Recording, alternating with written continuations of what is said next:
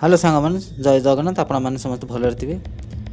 ये कहानीटा कौ टपिक केमी चलू टी इंट्रोडक्शन तार करदे मिनिमम 20-25 सेकेंड भर मुझे आपण मानक गोटा गाँव में जड़े गरीब छुआटी था जीवन में केवे से हसी नाला केवल दुखरे बंचुला किंतु गोटा राति अजना बुढ़ा लोक जड़े साधु बुढ़ा बयस साधु जड़े पाखे से पहुँचले गोटा भाग्यर चक्र देले और कहले यह हूँ तोर भाग्यर चक्र यह तोर सबकि बदलईदेव किंतु सत्य निष्ठा रहा उचित ना लोभर सबकि हरईदेव। यापर कौन घटला शुणापी आरंभ करिया भाग्यर चक्र कहानी।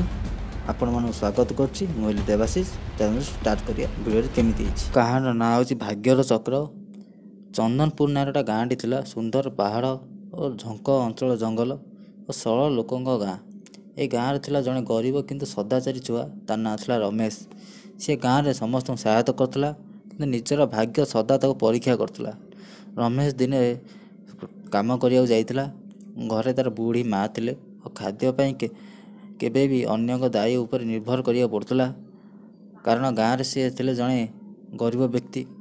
से गाँव में आउ जड़े थे धनी जमीदार तांको नाम है जगन्नाथ बाबू। से बहुत गर्वी और गरीब मानू सहायता करिया भल पाउनथिले। गोटा दिन रमेश जंगल काठ काटिया जाइतिला सेठा जड़े अजना बुढ़ा लोक माने एजेड लोक देखाई सी कहते जे बापा तोर सत्य और निष्ठा मत भल लगी यही भाग्य चक्र ने यह भल मन व्यवहार कर तो जीवन बदली जीव।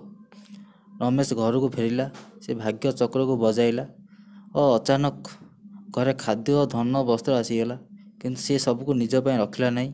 गाँव जो मैंने गरीब लोक थे से दान देदेला। से गाँव जमीदार जगन्नाथ बाबू यह कथा शुणी से लोभर पड़ी रमेश रु भाग्य चक्र चोरी करदे किंतु से चक्र व्यवहार कले स्वार्थपाई। अड़ंबर सेना मणि माणिक्य धन बढ़ला किंतु गाँव में दुर्भाग्य आसीगला।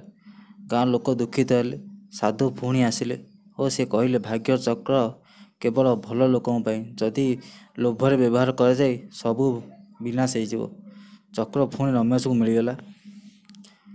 रमेश गाँव को पुणी समृद्धि कला। जगन्नाथ बाबू निज त्रुटि बुझी पारे गाँ लोक सहायता करने को लगिले कारण शिक्षा धनर व्यवहार कले आशीर्वाद स्वार्थ कले विनाश।